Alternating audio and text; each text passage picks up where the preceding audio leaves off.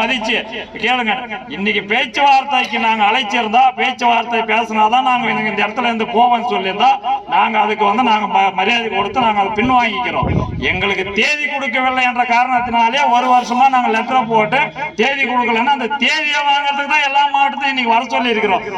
அதுக்கு உண்டான பர்சன் யாராவது அந்த பிசிசில இருக்கிற ஆபீஸ் பேரர் இந்த தேதியை இன்னைக்கு இல்லைங்க, நாங்க ஒரு மாசம் ஆகும் 10 நாள் ஆகுங்க, நாங்க கூப்பிட்டு பேசுறோம், இந்த டேட்ல நீங்க வாங்கன்னு சொல்லி ஏன் அந்த முடிவை சொல்றதுக்கு தயங்குறாங்க அப்படின்னா இவங்களுடைய எலானத்தை நாம பயன்படுத்திக்கலாம். அவங்க என்ன பண்றாங்களோ பார்க்கலாம், என்ன பண்றாங்களோ பார்க்கலான்றது கிடையாது.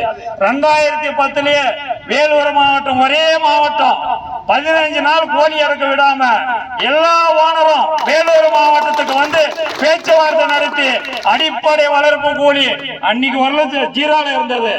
அவங்க கொடுத்துக்கிட்டா காசு 1 ரூபாய் கொடுத்தாலும் வாங்கிக்குவோம், 3 ரூபாய் கொடுத்தாலும் வாங்கிக்குவோம். அந்த 2010ல தான் அன்னைக்கு இருந்த கம்யூனிஸ்ட் எம்எல்ஏ அவங்க தலைமையில பேச்சு ஸ்ட்ரைக் பண்ணி ஏறக்குறைய 15 நாள் ஒரு கோழி இறக்க விடாம பண்ணி ஒரே ஒரு மாவட்டம் 350 என்ற குறைந்தபட்ச வளர்ப்பு தொகையை நிர்ணயிச்சது அன்னைக்கு வேலூர் மாவட்டம். அன்னைக்கு அந்த போராட்டத்தில் செஞ்சோம். அந்த போராட்டத்தை தமிழகம் முழுவதும் செய்யறதுக்கு ரொம்ப நாள் ஆகாது.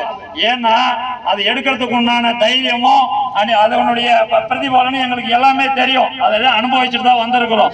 அந்த சூழ்நிலைக்கு தள்ளக்கூடாது என்ற காரணத்தினால ஒரே காரணத்தினால நிறுவனங்களுடைய கஷ்டத்தையும் புரிஞ்சு கொண்டு நீங்க பேசுங்க, விவசாயிகளை அழைத்து ஒரு கட்டம் 2 கட்டத்தை பேசி உங்களுக்கு உண்டான நீங்க நியாயமான இன்னைக்கு இருக்கிற விலைவாசிக்கு ஏற்ப பண்ணையாளர்களுக்கு இந்த வளர்ப்பு தொகை போனா அவங்களுக்கு கட்டுப்படி ஆகும், நாமளும் தொழில் சுமூகமாக செய்யலாம்ன்றது உங்களுக்கு மனசாட்சிக்கு நல்லா தெரியும்.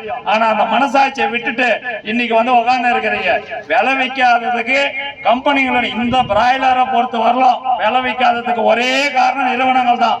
அதனால பண்ணையாளர்கள் அது நாளைக்கு இன்னைக்கு உட்காரமா நாளைக்கு உட்காரமா இன்னும் 4 நாள் இருந்தாலும் செத்தாலும் அவங்க தேதி கொடுக்காத வரையில் நாம் இந்த இடத்தை விட்டு கிளம்பவே கூடாது.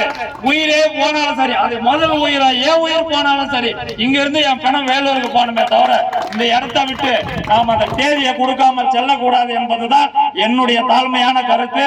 அது எல்லாரும் வழிமொழியை நான் கேட்டுக்கொண்டு என்னுடைய உரையை நிறைவு செய்கிறேன். நன்றி, வணக்கம்.